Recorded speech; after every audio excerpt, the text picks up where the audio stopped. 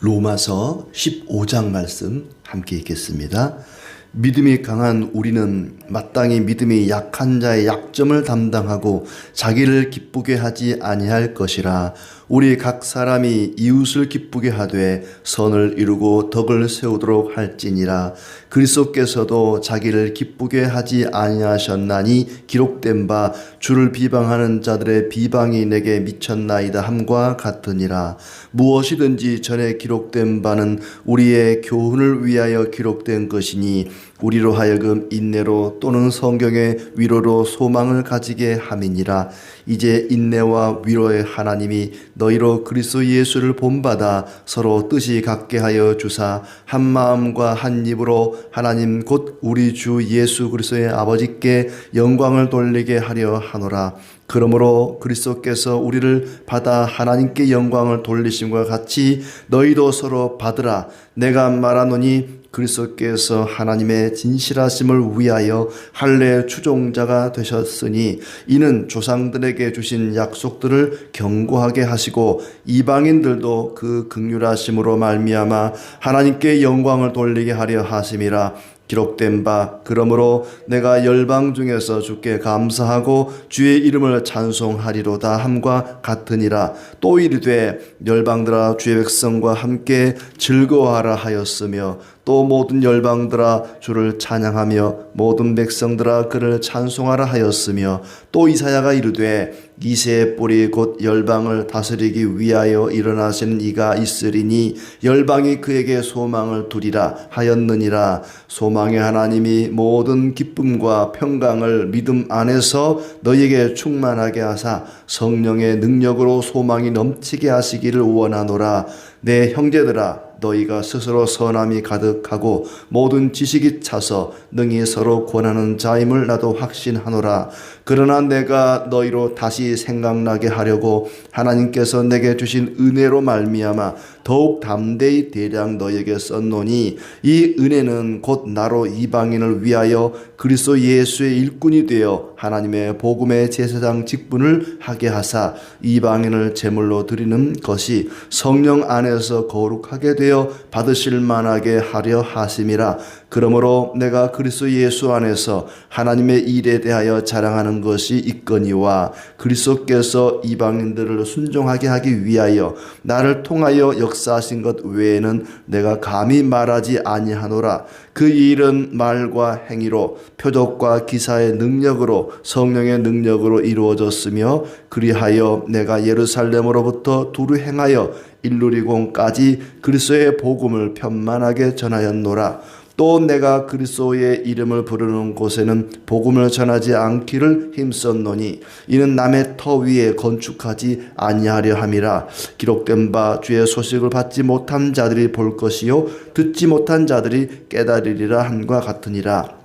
그러므로 또한 내가 너에게 가려 하던 것이 여러 번 막혔더니 이제는 이 지방에 일할 곳이 없고 또 여러 해 전부터 언제든지 서바나로 갈 때에 너희에게 가기를 바라고 있었으니 이는 지나가는 길에 너희를 보고 먼저 너희와 사귐으로 얼마간 기쁨을 가진 후에 너희가 그리로 보내주기를 바람이라. 그러나 이제는 내가 성도를 섬기는 일로 예루살렘에 가노니 이는 마게도냐와 아가야 사람들이 예루살렘 성도 중 가난한 자들을 위하여 기쁘게 얼마를 연보하였음이라. 저희가 기뻐서 하였거니와 또한 저희는 그들에게 빚진 자니 만일 이방인들이 그들의 영적인 것을 나누어 가졌으면 육적인 것으로 그들을 섬기는 것이 마땅하니라.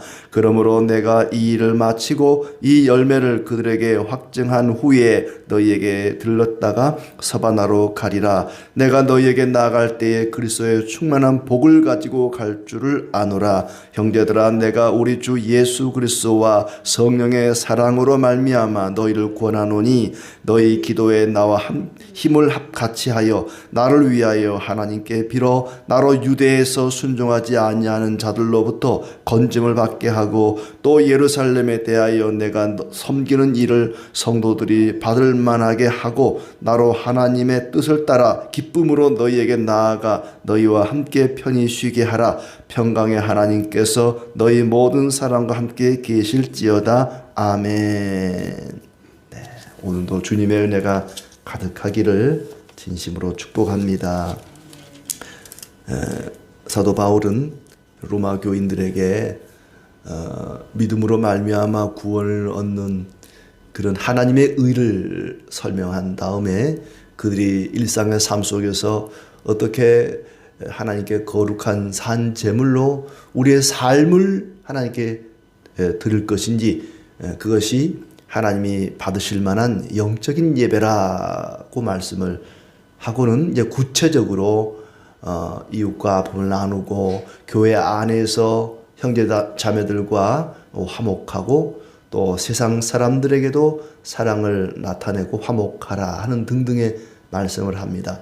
그리스도인들의 삶의 밑바탕에는 어찌되었든지 간에 사랑이 있어야 된다. 교회 안에 있는 성도들과의 관계에서도 마찬가지고 교회 밖에 있는 세상 사람들과의 관계에서도 마찬가지고 늘 우리의 삶의 밑바탕에는 사랑이 있어야 된다. 우리가 하나님의 사랑을 받았으니 이제는 그 사랑을 흘려보내고 또 그 사랑을 실천해야 된다. 사랑이 밑바탕이 되지 않는 믿음은 사상 누각과도 같습니다.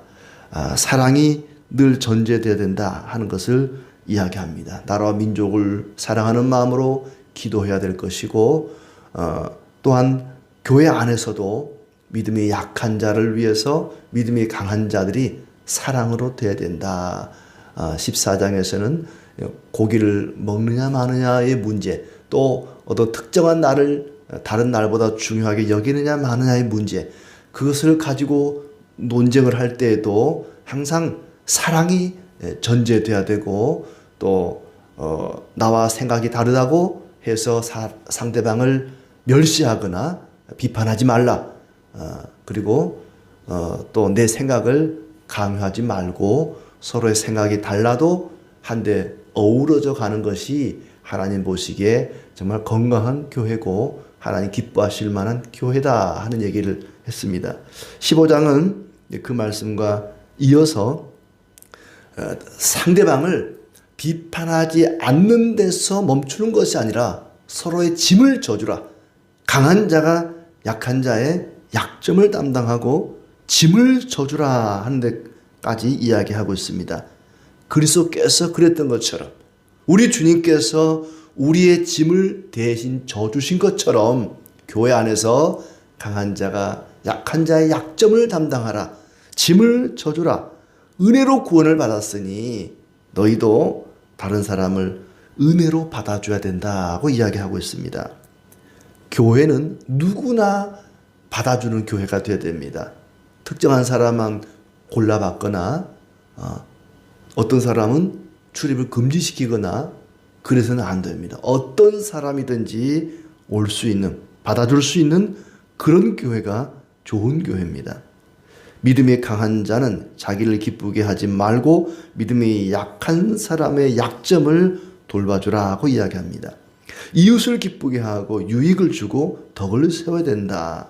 마치 그리스도께서 그렇게 하신 것처럼, 그리스도께서 자기를 위해 산 것이 아니라 우리를 살리기 위해서, 하나님을 기쁘시게 하고 사람들을 구원하기 위해서 사시고 죽으셨던 것처럼 그리스도를 따르는 그리스도인들도 역시 이웃을 기쁘게 하고 이웃의 유익을 주는, 덕을 세우는 삶을 살아야 된다는 것이죠.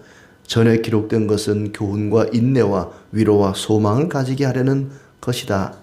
하나님께서는 우리가 예수 그리스도를 본받아 같은 생각을 품고 한 마음 한 입으로 하나님께 영광 돌리기를 원한다. 하나가 되기를 원하십니다. 그리스도께서 우리에게 원하시는 것은 하나가 되어야 된다. 교회는 하나가 되어야 된다. 같은 생각을 품고 한 마음을 품고 한 입으로 하나님께 영광 돌리기를 원한다. 이 말은 모든 성도가 다 똑같아야 된다는 얘기는 아닙니다. 서로 다르지만 그들을 받아주라는 것이죠.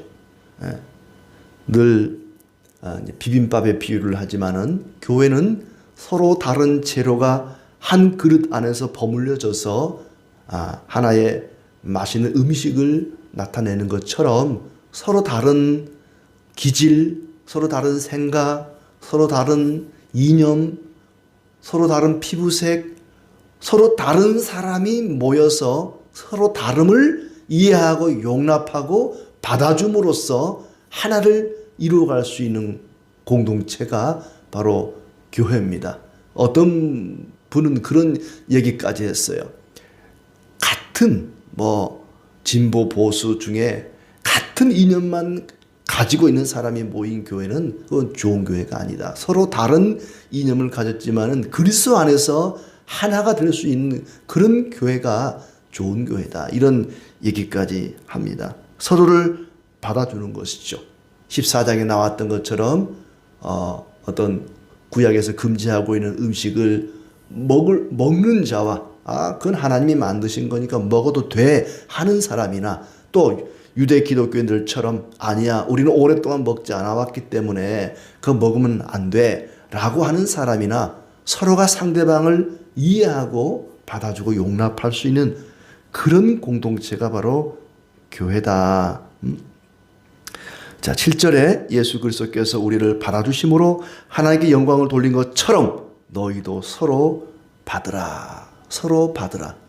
받으라는 말은 들이받으라는 말이 아니라 서로 이해해주고 받아주라는 얘기죠. 배척하지 말라는 얘기입니다. 그리스도께서는 하나님의 진실하심을 드러내시려고 할례 받은 사람의 종이 되셨다. 그리스도께서는 이 유대인들을 교회 안으로 받아들이기 위해서 할례 받은 자들, 유대인들의 종이 되셨습니다. 그것은 하나님께서 조상들에게 주신 약속을 확증하고 이방인도 긍휼히 여김을 받아 하나님께 영광을 돌리게 하려고 한 것이다. 그러니까 예수님께서는 유대인들도 받아주시고 이방인들도 받아주시고, 이방인들은 안 돼, 들어오지 마, 이게 아니고, 유대인들은 율법이나 지키고 살아, 교회 안에 들어오지 마, 복음은 너희를 위한 것이 아니야, 배척하지 않으시고, 유대인들도 받아주시고 이방인들도 받아주신 것처럼 교회는 모든 사람을 용납하고 받아주고 서로가 서로를 이해할 수 있는 곳이 되어야 된다. 이미 그와 같은 내용은 구약에 많이 기록이 되어 있다고 얘기합니다. 그 예로 내가 이방 가운데서 주께 찬양한다라는 말씀도 있고, 또 이방 사람아 주의 백성과 함께 즐거워하라, 모든 이방인은 주를 찬양하라, 이런 말씀도 있고, 또 12절에 이사야도 이새의 뿌리에서 싹이 나서 이방인을 다스릴 이가 일어날 것이다, 이방인은 그에게 소망을 둘 것이다 라고 그리스도를 미리 예표하는 그런 말씀도 했다는 것입니다. 이미 구약에 이방인들도 하나님께서 다 받아주실 것을 이미 예언했다. 그러면서 13절에 그들을 축복하는 말씀으로 일단락을 짓습니다. 소망의 하나님이 모든 기쁨과 평강을 믿음 안에서 너희에게 충만하게 하사 성령의 능력으로 소망이 넘치게 하시기를 원하노라. 이 로마 교인들을 위한 기도인데 참 다른 걸 다 떼어내고 이 한 절만 가지고 사람을 축복해도 정말 좋은 축복의 말씀 같아요. 소망의 하나님이 모든 기쁨과 평강을 믿음 안에서 너희에게 충만하게 하사 성령의 능력으로 소망이 넘치게 하시기를 원하노라. 참 좋은 말씀만 다 이렇게 모아놓은 것 같은, 참 이 말씀만 오늘 마음에 새기고 살아도 참 좋을 것 같습니다. 아무튼 사도 바울은 로마 교회가 각기 서로 다른 생각을 가진 사람들이 모였지만 그리스도 안에서 하나가 되어 소망이 넘치고 성령의 능력이 가득한 그런 교회가 되기를 간구하고 있습니다. 자, 그리고 14절부터 21절까지는 사도 바울 자신의 개인적인 이야기를 좀 덧붙이고 있습니다. 뭐냐면은 사도 바울은 이방인을 하나님께로 돌아오게 하기 위해서 세움받은 그런 제사장이다. 그리고 자신은 그 일에 최선을 다하고 있다고 이야기합니다. 이방 사람을 하나님께 드리기 위한 사도로 세움을 받았다. 여러분 마음에 선함과 지식이 넘쳐서 서로 권면할 능력이 있음을 확신한다. 하나님이 나에게 이방인을 위한 예수 그리스도의 일꾼이 되게 하여 복음 전파는 제사장 직무를 하게 하셨다. 그리하여 이방 사람이 성령으로 거룩하게 되어 하나님께서 기쁨으로 받으실 제물이 되게 하시려는 것이다. 그래서 그리스도 예수 안에서 하나님 섬기는 일을 자랑스럽게 생각한다. 그리스도 예수 안에서 하나님 섬기는 일을 자랑스럽게 여기는 우리의 삶이 되기를 바랍니다. 아마 이제 앞부분에서 유대인 기독교인들에 대한 배려가 있었거든요. 유대 기독교인들이 구약에서 그 많은 그런 고기를 삼가하고 율법을 지키려 하고 뭐 할례를 행하려 하고 하는 그런 율법에 얽매여 있는 거에 대해서 이방인들을 보고 좀 이해를 해줘라. 오랫동안 그렇게 관습에 젖어 살아왔으니 그럴 수밖에 없는 것 아니겠느냐. 좀 이해를 해줘라. 그들 중에도 하나님이 택한 자녀가 있다라고 하는 유대인들을 배려해 주라는 얘기를 했기 때문에 이번에는 이방인을 좀 배려하는 얘기를 또 하는 거예요. 나는 이방인을 위한 사도로 세움 받았다. 그들을 사랑하고 또 받아주고 우리가 함께 한 공동체, 한 몸을 이루어 가자 하는 약간 이방인을 배려하는 말을 또 하고 있습니다. 그러면서 18절에 그 일을 위해서 이방을 위한 사도로서의 그 사역을 감당하게 하시려고 어떤 방법을 통해서 그 일을 하느냐. 그가 이방인을 위한 사도 역할을 감당하게 하는 방법이 뭐냐. 말과 행위로 표적과 기사의 능력으로 성령의 능력으로 이루어진다. 이방인을 하나님께 제물로 드리기 위한 하나님께로 돌아오게 하기 위한 사도의 역할을 바울은 어떤 방식으로 하느냐. 말과 행위.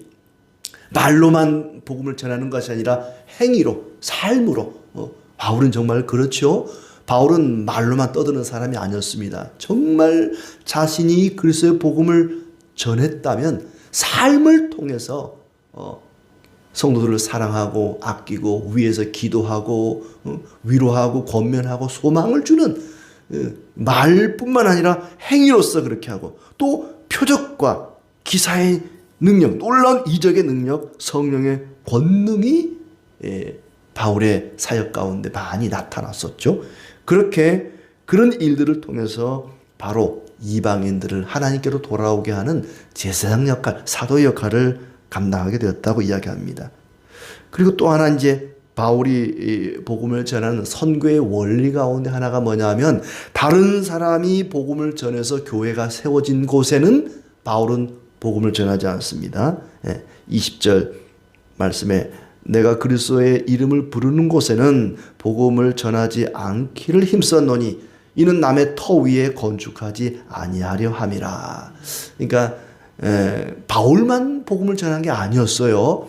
예수님의 12 제자 그리고 나중에 또 70문도 이런 사람들이 그리고 예루살렘에 오순절에 왔다가 성령의 강림을 경험하고 각자 자기의 자리로 흩어졌던 많은 사람들이 복음을 전한단 말이죠. 그리고 보면은 로마 교회는 그렇게 해서 세워진 교회입니다. 오순절에 왔다가 로마에 돌아간 사람들이 세운 교회가 또 로마 교회거든요.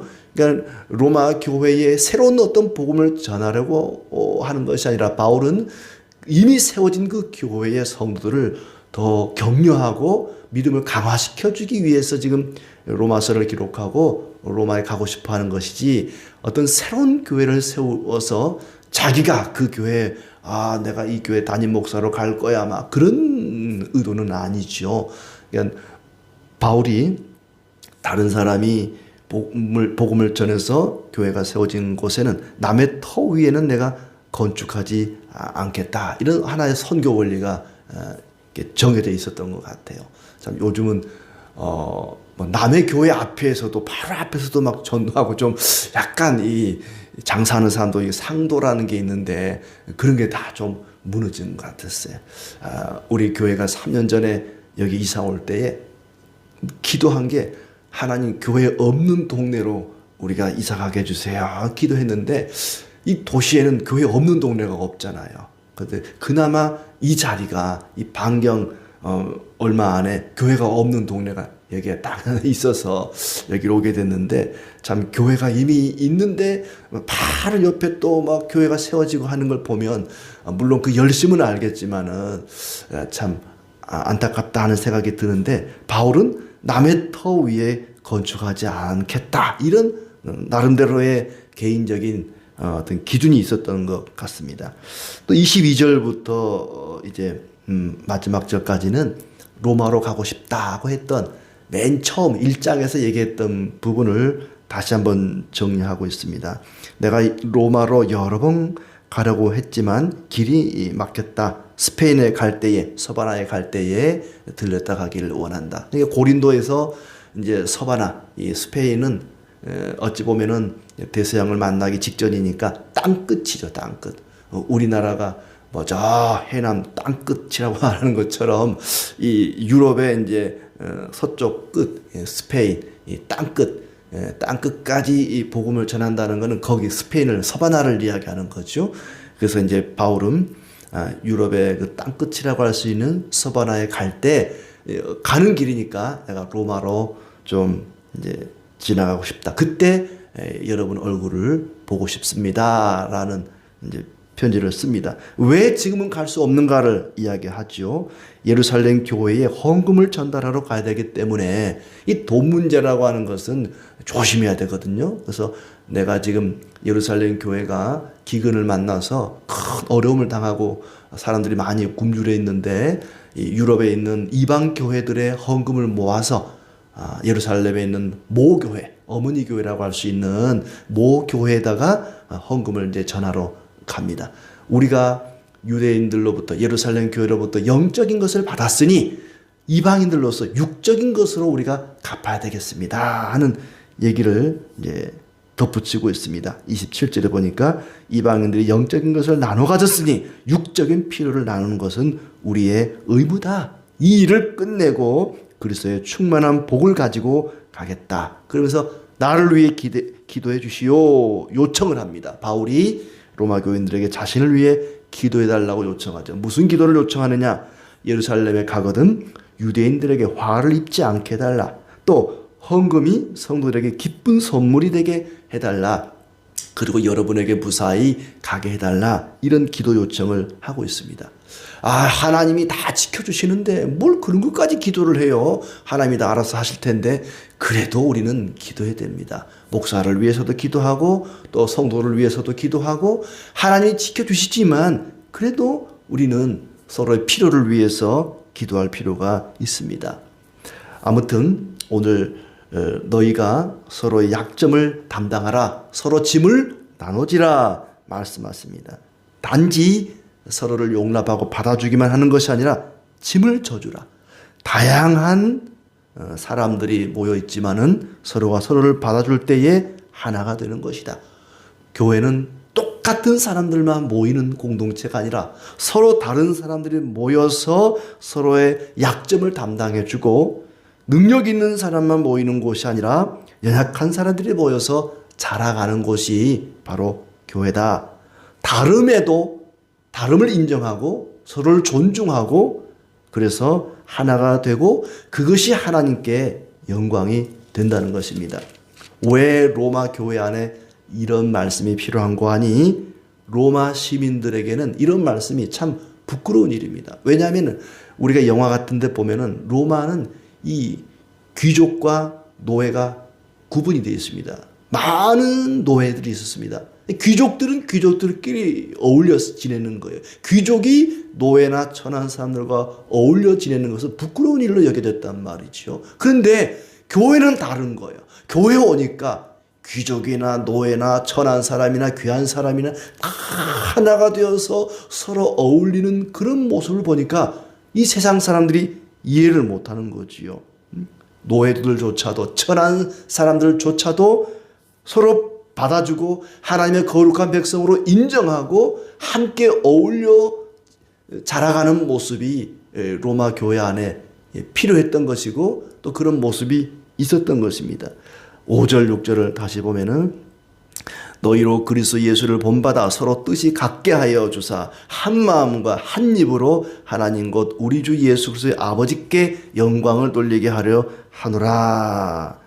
이렇게 하나가 되는 것이 그리스도를 닮아가는 것이고 하나님께 영광을 돌리는 것이다. 사람을 차별하지 말고 모든 사람을 귀한 사람이든 천한 사람이든 능력이 있는 사람이든 없는 사람이든 부유한 자나 가난한 자나 모든 사람들을 받아주고 짐을 져주고 그것이 그리스도를 닮아가는 것이고 하나님께 영광을 돌리는 삶입니다. 오늘도 그렇게 우리가 아름다운 믿음의 공동체를 이루어가고 우리가 살아가는 이 사회가 그렇게 서로 하나가 되기를 진심으로 기원합니다.